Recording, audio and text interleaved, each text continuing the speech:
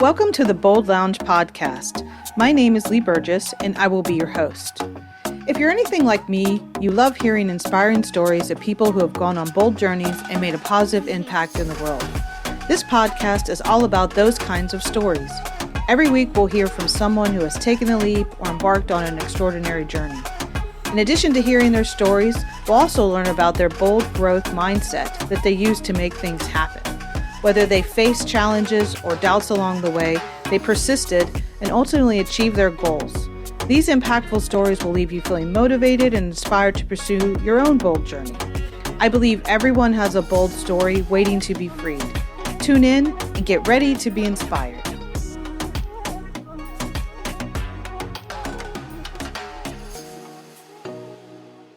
Welcome to the Bold Lounge. Today I have Matt Abrahams. He is a professor, podcast host, author, speaker, and a martial artist. Matt Abrahams is a leading expert in communication with decades of experiences as an educator, author, podcast host, and coach. As a lecturer in organizational behavior at Stanford University's Graduate School of Business, he teaches popular classes in strategic communication and effective virtual presenting. He's also the author of Think Fast, Talk Smart, and also the podcast with the same name. So from the perspective of starting off, you've done a lot of things. And with your book and with your podcast, we're really going to dive into really what and how we can communicate, what ways we can improve our communication, and how we can do that by thinking faster and talking smarter. So welcome to the lounge. I am thrilled to be here with you. Thank you for the opportunity. Yes. So we're going to start off with your definition of bold. How do you define bold in your world? To me, bold is being willing to stand up and share your voice and speak out what's on your mind. It's the ability to feel comfortable and confident in moments where many of us might not feel that way, but taking a bold initiative and stepping forward rather than stepping back is how I see it. Yeah, like stepping forward into it, right? Correct. Do you have a moment of boldness you remember when you think about that definition that comes to mind? You know, in some ways, this sounds silly. It sounds like it comes out of sort of one of those after-school specials for kids. But I distinctly remember in fourth grade, a kid in my class, somebody I was not necessarily friends with, knew the kid, was being bullied by a sixth grader. I went to school where it was first through sixth. Yeah. And I remember stepping forward and saying, stop doing that. That's not I didn't use the word appropriate. Yeah. I essentially stepped forward and asserted that this bully should stop doing it. And it so took him aback because he's a big kid and he was just used to getting his way, that somebody actually stood up, that he stepped back. And I just grabbed the kid that was being bullied, and he and I just turned around and walked away. And there was no other altercation. But I know you like to ask this question. And when I was thinking, that's the earliest memory I have of me stepping forward and asserting something. And in this case, there was, I guess, potential risk. But that to me is my first memory of being bold. Yeah. You didn't think about, oh, this is uncomfortable, or like all the things that could go wrong. It just needed to be done in that moment. Needed to be done, right? Yeah. Exactly. So sometimes I think bold gets a bad rap of like it's without thinking, without really, just jumping into something. But again, I think one thing here, although it was more of an instantaneous decision, it was to do the right thing, which is always a quick decision, I think, for folks to make, because there's a whole continuum of boldness that we've found in talking to all our guests and some of the research that I've done of like, bold can be a very quiet moment. Bold can be a very actionable moment like the one you had. And bold can be like a very big moment, like quitting your job without having a job and like making something happen. There's a whole continuum of that. And I think what's interesting around that is there's different ways that we can communicate throughout that process, right? And I think we're going to dig into that with Think Faster and Talk Smarter. But I wondered, this particular book, why did you think we needed a book about this? What were you seeing with all your experiences and your teachings and your research?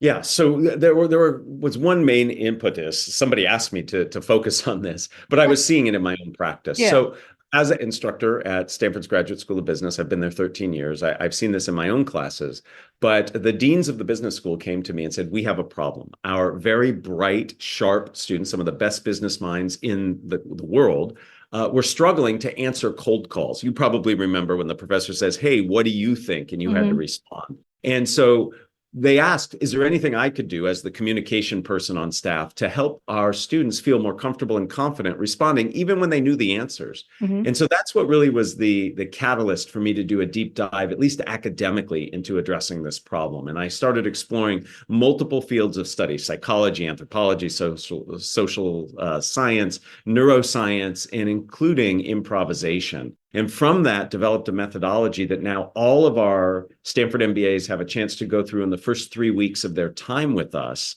And they report feeling better. The professors who are asking the questions see that the responses are better. And people leave not just being able to hold cold calls better, but they're able to do many other spontaneous speaking situations better. And if you think about it, most of our communication in our personal and professional lives is spontaneous. It's not planned. Yeah. So the impetus was really to help students, and it has transferred and translated far beyond that. Yeah. So we're going to jump into the process, but I have a question because I know this is something that is difficult for me, which I don't know, like maybe you can help me solve is Yes. when I plan too much, I actually mess up more, meaning like Yes. I can't stand reading a teleprompter. I always want to like miff something and add something in. But what is it about it? Like when you plan too much, I'm actually much better at the spontaneous than I am the planned. Is there something that flips when you're too planned or too over rehearsed? Yeah, so exactly. And it has to do with cognitive load. Okay. So whenever we do anything, we have to put our full attention to it. And if part of our brain is focused on how we should do it or want to do it or judging and evaluating everything we say, we're splitting that bandwidth. Yeah. You know, your brain is like a computer. It's not a perfect analogy, but when your laptop has lots of programs open or your phone has apps open, any one of those programs or apps is not performing up to full potential because the bandwidth is being shared. So I like to say the goal is connection over perfection. So we have to let go of that memorization and the wanting to do it right. And I'm not saying we don't judge and evaluate what we Yeah. say, but we have to turn that volume down. So just like an athlete would do drills and practice, but then when they get in the game, they're just in the moment, ready to respond. So you should practice for planned presentations. You should think through what it is you want to say going into a meeting, but then divorce yourself from that process and just respond in the moment. And that helps all of us do better. Yeah. Okay. I just wanted to ask that question up at the beginning because I think that is something in the sense of, when people are doing things, we're going to be talking about really the spontaneous on the spot moments. And it could be while you're presenting, it could be while you're on stage, it could be while you're in the classroom or, in the boardroom, wherever you may be doing this, or it might be just on the street or having a coffee chat. So I think it's helpful for people as we go through this. Now you start off with talking about it's the mindset and the messaging. So before we jump into the 6 steps, can you tell me a little bit about why we focus on understanding the two kind of ways that we're going to walk through these steps? Absolutely. So many of us carry a lot of negative mindset experiences and approaches to our spontaneous speaking. Mhm. And so we have to adjust and adapt those before we can actually focus on what it is we say in the moment. So just like anything in life, the way you approach it matters to the experience you have of it. So we have to adjust our mindset and approach first, Mhm. and that can set us up to do the messaging in the moment even better. Okay, excellent. So the first step is tame the anxiety, which I think probably if I look at all 6 steps, those are that's probably the one that I have, that can creep up. And whether it's a little bead of sweat or my face, my cheeks blushing, or like being able to kind of get into that place because I want to do a really good job. My anxiety is Yeah. not that I don't know what I'm talking about, that I don't think I'm an expert. It's like I'm a little nervous, right? So there's symptoms and sources that create the anxiety. Can you tell us a little bit more about what you've learned about how to best tame our anxiety and what are some of the symptoms and sources of that for us? Yes, thank you. So anxiety looms large in all communication, planned or spontaneous. Mhm. And we need to address it in order to feel more comfortable and confident in what we're doing.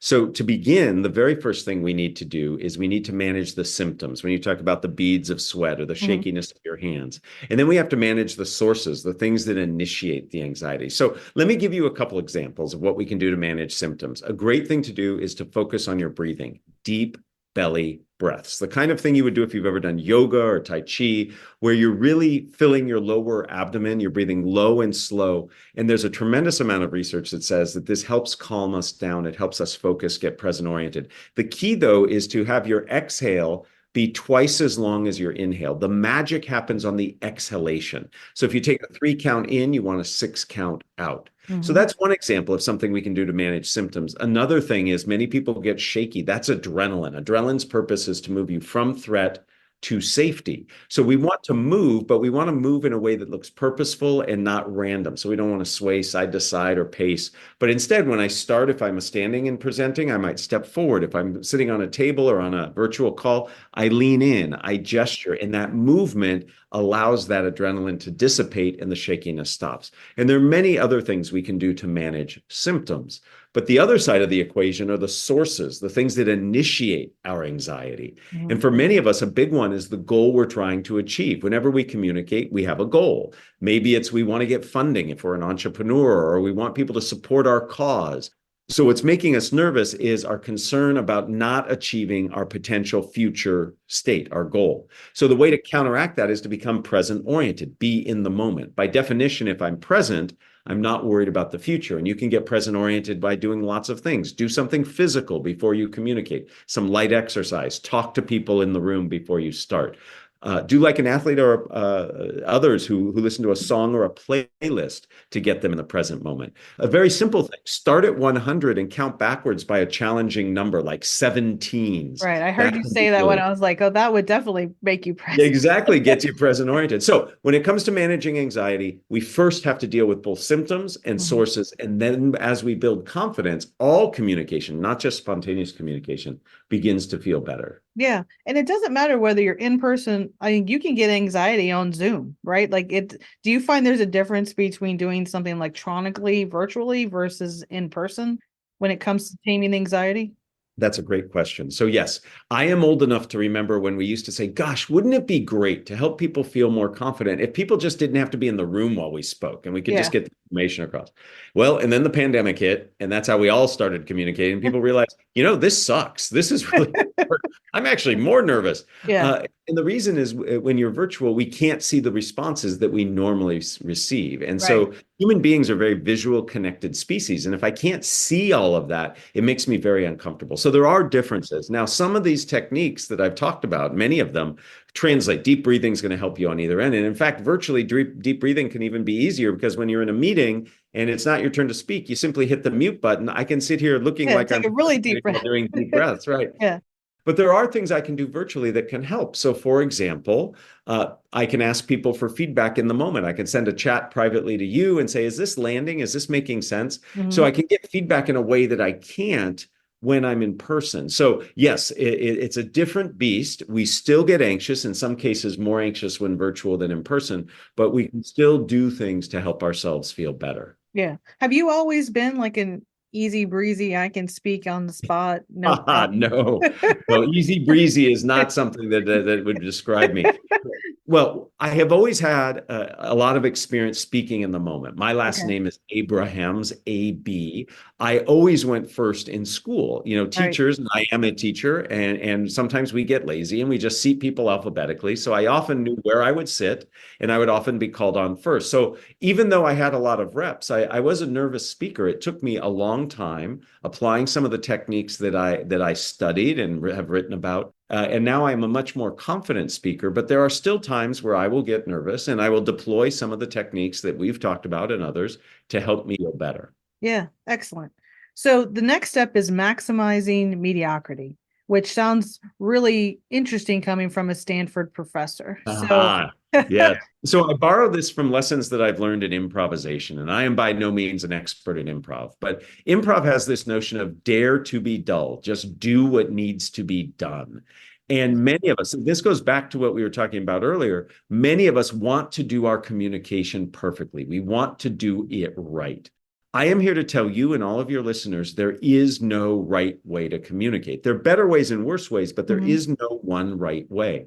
And putting so much pressure on ourselves to do it right gets in the way of us doing it well at all.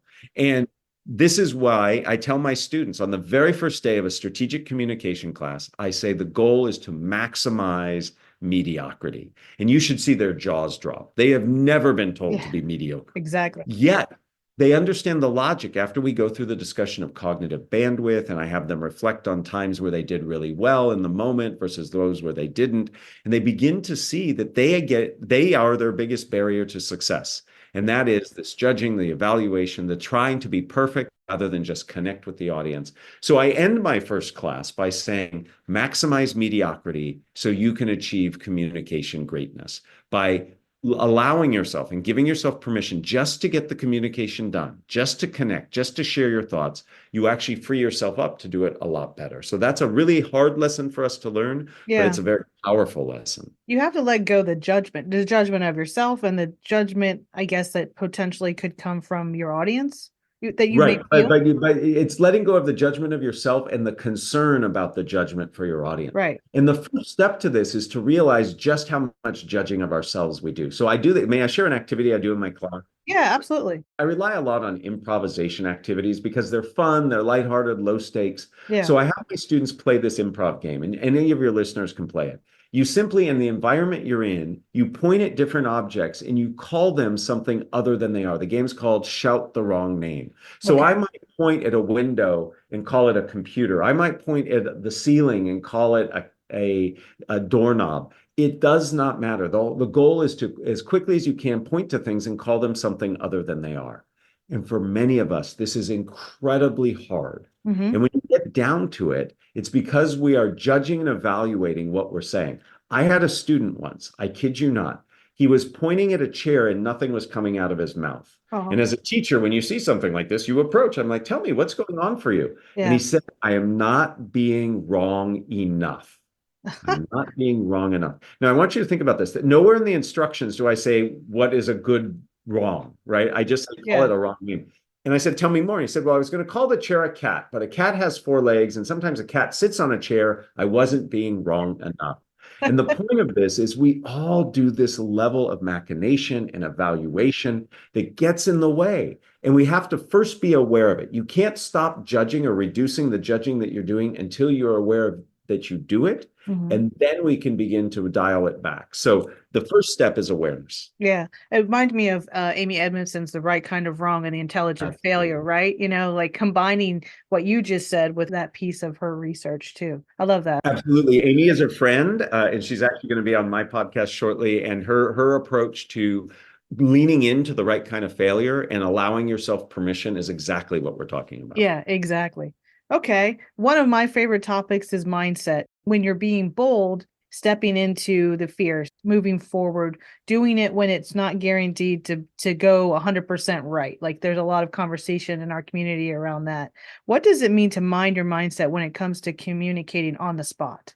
Yeah, so many of us see the speaking that we do in the moment as threatening, challenging to us. So Mhm. imagine somebody says, I'm going to ask you questions when you're done with your presentation. Or somebody says, I really need your help and I want your feedback on this. Mhm. Many of us in those moments can feel tremendous pressure. We feel threatened and challenged. I want to get it done. I need to be in service of these people. It really can feel threatening. And what that does is it changes our entire demeanor. We retreat, we make ourselves small, our answers tend to be too brief, our tone becomes curt, maybe even harsh.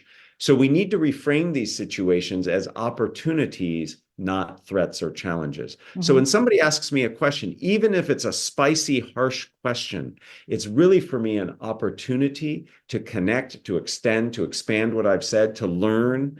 And so these are ways that I can actually better myself by seeing it as an opportunity. It changes my demeanor. I'll approach, my Mhm. answers or responses will be more lengthy, my tone will be more collaborative. So we need to reframe these not as threats and challenges, but as opportunities. And this boils down in many ways to the approach that comes from improvisation of yes and. If you know Mhm. anything about improv, you know that you embrace whatever life Whatever gives you in happens. the moment. Exactly. And then you move forward. So that's what I mean by minding your mindset. We have to think about how we're approaching these things and Mhm. how we put it in a positive light so we feel more excited to do it than dread doing it. Right. And then as you think about that, as we kind of move into step four, which is don't just do something, stand there. Yes. Talk a little bit about that. And then secondarily, like how do we read the room? How do we, because sometimes you can pick up on energy if you're in person that you're like, okay, I'm not sure if they're listening, they're on their phone or they're not paying attention. Like how, when we look at this step number four, does it connect with reading the room, or maybe that's in another step? So reading the room is, I associate reading the room with listening. Okay. So this notion of don't just do something, stand there. Not only do I just love the irony of that, but sometimes the most important thing that we can do in the moment is nothing, is just be present, be Mhm. supportive, be observant. And yet, many of us, when we're in spontaneous speaking situations, we feel an incredible pressure and urgency to respond right away. So when somebody asks us a question, we feel like we have to respond immediately. When somebody asks for feedback, we feel like we have to give that feedback right away. Mhm. We can actually take a pause and reflect and move forward. We can say, hey, give me a moment to think about it. Or we can ask a clarifying question, or we can paraphrase. There are things we can do to buy ourselves time. So we don't have to feel this urgency to do something right away. So this notion of being present allows us to listen better, to observe what's happening, so we can notice the nuance and respond appropriately. I'll give you an example, and I use this example a lot. Imagine you and I are coming out of a meeting and you ask me for feedback. And I immediately say, oh, feedback. Okay, here's what you did wrong. Here's what you could do better. Here's what you should do next time. But had I really paused for a moment, I might have noticed that you were looking down when you asked. You were speaking a little more quietly. You had actually exited the back door rather than the front door. In noticing all of that, I might have come to the conclusion that you really didn't want feedback. What you wanted was support in that moment. And Mhm. by itemizing and delineating all the things you did wrong, I'm actually actively working against what you needed in that moment. So Yeah. sometimes doing nothing allows you to ascertain what should be done if you take that beat to figure it out. Yeah. So one thing there that you talked about was obviously noticing body language. Yes. So when we're talking or communicating on the spot, body language in person is a lot easier than certainly being virtual. That's probably the one thing that is harder for me Yes. presenting, and also trying to look at the camera and make sure I'm answering the chat or make sure my team's, doing this or that. It's definitely more of a production actually virtually than in Yeah. person. And that's how I ask people to think about it. Think of it Yeah. as like a television producer. Yeah, yeah, pretty much. Yeah, so when we're thinking about looking at body language, our own as the presenter and of our audience, what are key things to notice and what are key things just to ignore? Yes. So when focused on others, we have to realize that a lot of what we see isn't always what we think. Okay. The trouble with the notion of body language is a language is you have symbols that represent a specific meaning. Hmm. And what happens in body language is we don't have that congruence. I can cross my arms in front of my chest, and you might think, oh, he's not happy with what I said because he's looking very self-protective. It could be that I'm just cold, or it could be I don't know where just to put my hands. Yeah. So my point is this: what you see is not always what you get when it comes to nonverbals. So the advice I have when, especially with others, is look for patterns across people. So not just with one person, but across people. So if everybody's looking confused or everybody's crossing their arms, that might mean something different than if you just focus on one person. So look for patterns. Hmm. And that's really what the notion of thinking faster is all about. The book's called Think Faster, Talk Smarter. Thinking faster is really this pattern recognition. Hmm. It's training yourself to recognize certain patterns. Think of an athlete. What makes an elite athlete really good is they're very quick at recognizing patterns, and then they adjust and adapt based on their training. That's what reading the room is it's noticing patterns. It's noticing that, hey, everybody's all of a sudden getting quiet. There's less energy here. I could do something to change that. It's Hmm. noticing that everybody's talking at once. I should step back so I don't confuse the situation. So it's observing what's being done. It's for looking for patterns across people. And then when it comes to our own nonverbal presence, what we're doing with our body and voice, I think the single best thing we can do is record ourselves and watch. Hmm. We're not good at understanding our nonverbal behavior because we are too involved in it. We need to watch ourselves. It is horrifically painful to watch yourself. I make my students watch their videos of their presentations they do in my class, not once, but 3 times. Once with sound only, once with video only, and once with both. And they hate doing it, but they Yeah. love it because they learn so much. So I encourage everybody to look for patterns of others and then watch your videos of yourself. Okay. I would hate to do that myself, but I'll definitely do that now just to kind of you get more comfortable and you probably notice intentionally more things. I love the with the Absolutely. sound only and the video only, that kind of doing it 3 times. So that's a great process to go through. Yes. All right, step 5, structure your spontaneity. What's your story? Yes. So many of us in the moment when we are speaking, we tend to ramble. We say more than we need to. We take our audience on the journey of our discovery of what it is we want to say Mhm. as we're saying it. And that can be very hard for our audience to keep track. We've all heard people who just ramble Yeah. on. And in fact, our brains are not wired for lists. Leah, how many items would you need to buy from the grocery store before you actually need to write them down? For me, it's four. I was gonna say 3. Probably Yeah, I can exactly. remember 3, but if you get to 4, then Exactly. I text me. Exactly. And our brains are not wired Yeah. for that kind of learning Yeah. and understanding and remembering. So what we need to do is we need to rely on what our brains work best with, and that is structure. Structure is nothing more than a logical connection of ideas, a beginning, a middle, and an end. Hmm. If you have a structure, you in essence have a recipe and a GPS at the same time. Right. I'm a lousy cook, but if I know what ingredients to put in what order, I'm much better at it. If I get lost when I'm speaking because I'm not memorizing, memorizing sets us up for that whole failure thing we talked about. Hmm. It gives me directionality. Let me give you an example of a structure. This is one many of us know. If you've ever watched a television advertisement, most of them are structured problem, solution, benefit. Here's an issue or a challenge. The product or service resolves that. That's the solution. And then there's some benefit that comes as a result. Hmm. That's a structure. It's a beginning, middle, and an end. It tells a story. And it's easier for us as the communicators to remember, and it's easier for our audience to digest and process. Love that. So when we think about our spontaneity and being up on stage, it is okay, even in those conversations of like what I'm going to say to someone, even let's say we're talking to our professor or our dissertation committee, like I've had that experience. It's just very nerve-wracking, or you're talking to your publisher or you're talking to a friend you haven't talked to in a long time and you want to catch up, but you're not really sure what's been going on. So like how do we not edit ourselves or how do we not is there any like tip in the sense of do we go back to kind of thinking about taming the anxiety, just going back to those particular steps? Yeah, so a couple things. Yes, reminding ourselves about the strategies that we put in place to make ourselves feel more comfortable, Hmm. making sure we're in the present moment to listen better. Hmm. And whenever you communicate, you are in service of your audience. It is your job to communicate information that's beneficial to them. And when you put your focus on the audience, not yourself, it helps you be more focused and clear and concise. We always have to think about what's relevant and salient to our audience. It's not what I want to say, it's what you need to hear that's Right. important. And it is that focusing that helps me be successful in Yeah. those circumstances you're describing. Excellent. All right, last step, the F word, focus. The other Yes, F word. yes. The other effort. Yes, I call it the F word of communication. Yes, focus is critical. Again, many of us say more than we need to say. My mother has this wonderful saying. She didn't create it, but I really appreciate it.